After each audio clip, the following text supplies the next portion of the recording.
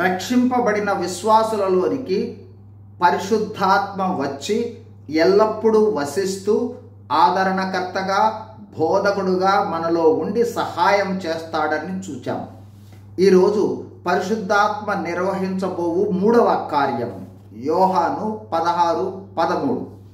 అయితే ఆయన అనగా సత్య స్వరూపి అయిన ఆత్మ వచ్చినప్పుడు మిమ్మును సర్వసత్యములోనికి నడిపించును. ఆయన తనంతట తానే ఏమియు బోధించక వేటిని వినునో వాటిని బోధించి సంభవించబోవు సంగతులను మీకు తెలియచేయును.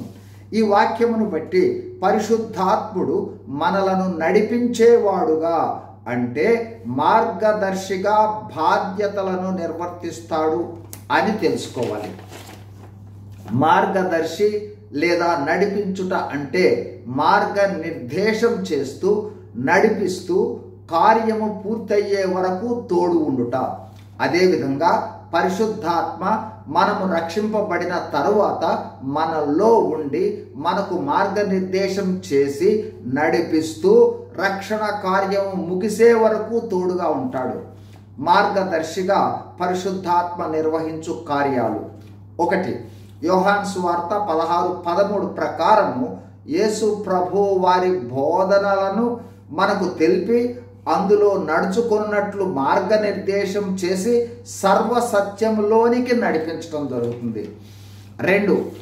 జరగబోవు సంగతులను తెలిపి మార్గనిర్దేశం చేయటం జరుగుతుంది. 3. బైబిల్ను అర్థం చేసుకొని అందులోని బోధనలను మన జీవితానికి అన్వయింపజేసుకొనుటకు సహాయం చేస్తాడు. 4. దేవుని చిత్తానికి అనుగుణంగా జీవించి దేవుని చిత్తానుసారంగా దేవుని సేవ చేయుటకు సహాయం చేస్తాడు. 5. రోజువారీ జీవితంలో చేయవలసినవి తెలియచేస్తూ చేయకూడని వాటిని వద్దని తెలియచేస్తూ మనలో ఉండి మన మనస్సాక్షి ద్వారా మార్గనిర్దేశం చేస్తాడు. 6. పాపములు ఒప్పింపజేస్తూ పశ్చాత్తాపము పరివర్తనకు సహాయం చేసి పవిత్ర జీవితం జీవించేటట్లు చేస్తాడు. 7. ఆత్మీయంగా ఫలప్రద జీవితానికి ఆత్మ వరాలు పొందటానికి దిశానిర్దేశం చేసి శక్తివంతులుగా చేసి శక్తివంతమైన క్రైస్తవ జీవితం జీవించుటకు సహాయం చేస్తాడు. క్లుప్తంగా క్రైస్తవులమైన మనలో దేవుడు పరిశుద్ధాత్మగా ఉండి ఆదరణకర్తగా ఆదరిస్తాడు, బోధకుడుగా బోధిస్తాడు, మార్గదర్శిగా నడిపిస్తాడు.